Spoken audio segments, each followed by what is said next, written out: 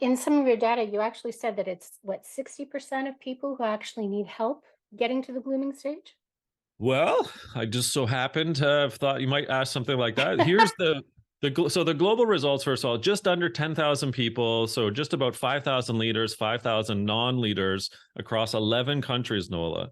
So I wasn't messing around when I said I really wanted to do primary global research this time. And so you're right.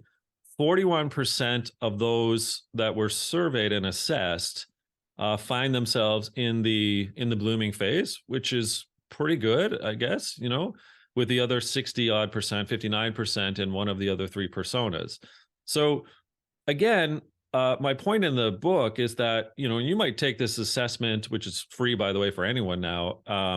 And it might be different in a year's time or 2 years' time. The point of the work-life bloom assessment is to say, well, where are people right now?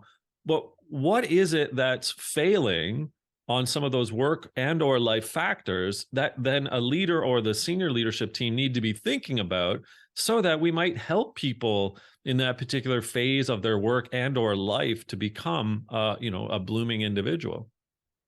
And the breakdown by gender was interesting as I well got too. that too. That's so funny. Thanks for asking. It's as though It's we like we're the rehearsed same this. person. Well, it's like we rehearsed this, but anyway. And I also have leader, non-leader, if you want to ask that next. But Okay, so yeah. for those listening in, again, the breakdown was basically a 50-50 split between females and males. And yes, we just for the record, we did ask non-gender individuals, but we got such a low sample size that we are not reporting on that, just to be very clear.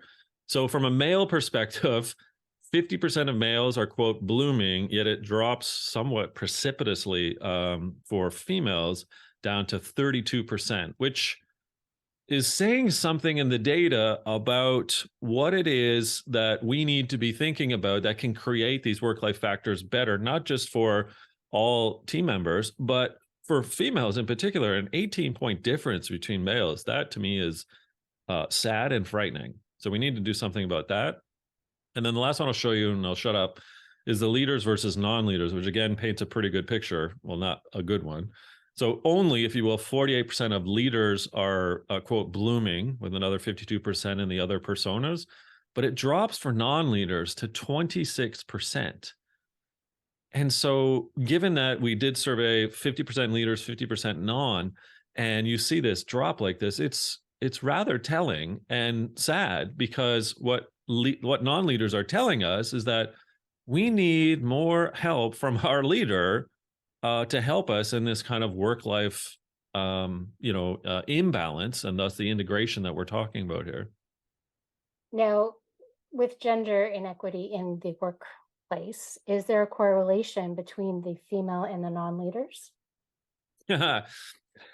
So there is a slight bump from female leaders to female non-leaders in the blooming versus non-blooming, and I can get that to you in the show notes if you want. But I know Sure. there is a difference, and it is female leaders are definitely higher in blooming than non-female leaders, but it is a definite drop again, female non-leaders, in terms of blooming or not.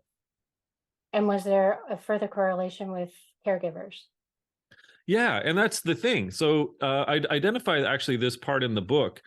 When we're talking about certain life factors, such as well-being, such as agency, such as respect, I make the point that, because I guess one thing I want to be clear also about is I asked three subjective questions, so anecdotal, and I mean we received, I think it was like 21,000 unique comments that we had to sift through as well, through the almost 10,000 people. And when you kind of do the mining of that data and you start digging into identified by female, identified by caregiver, identified by parent, and or identified by what they said in the comments related to that, gosh, Nola, the number of females and or mothers that came out and said, gosh, I wish my employer would understand better the nightmare that I have to deal with, given I'm raising kids. given that I'm trying to integrate my work and my life. I'm trying to be there for both. And so it really was painful to go through, but it also enlightened me and informed me as to what particularly male leaders need to be thinking about differently as they are more empathic towards what females have to endure between their work and their lives.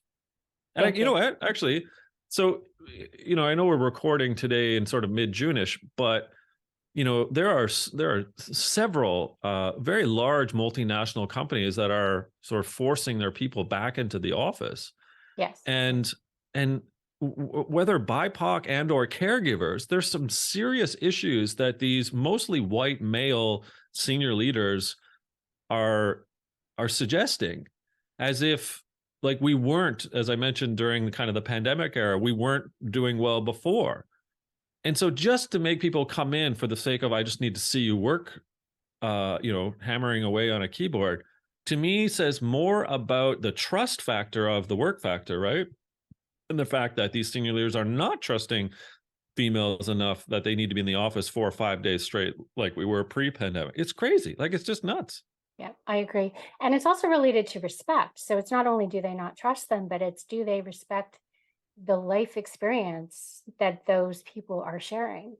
It's exactly it. Yeah, Right. exactly. And so like for me, that's why these 12 factors. So if I summarize right again, like the six work factors, the six life, that's why they're integral. They're related. They're integrative, if you will. And so to get to be blooming, as I mentioned in the book and the research that we did to come up with the model, you need 5 or 6 of the work factors and 5 or 6 of the life factors in any combination.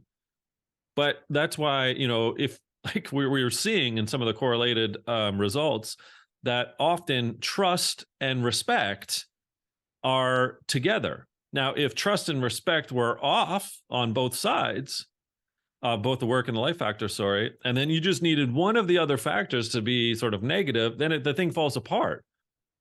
So that's why you can see I need to feel trusted at work, but I need to feel respected in life. If I'm not respected in life, i.e., the ability for me to work from home 4 days a week, and I'll come in one because my job is a desk job and half the time I'm on Zoom anyway. So why should I be in the office? I can help my family. That's the respect piece that we're looking for in life, which relates to the trust factor at work.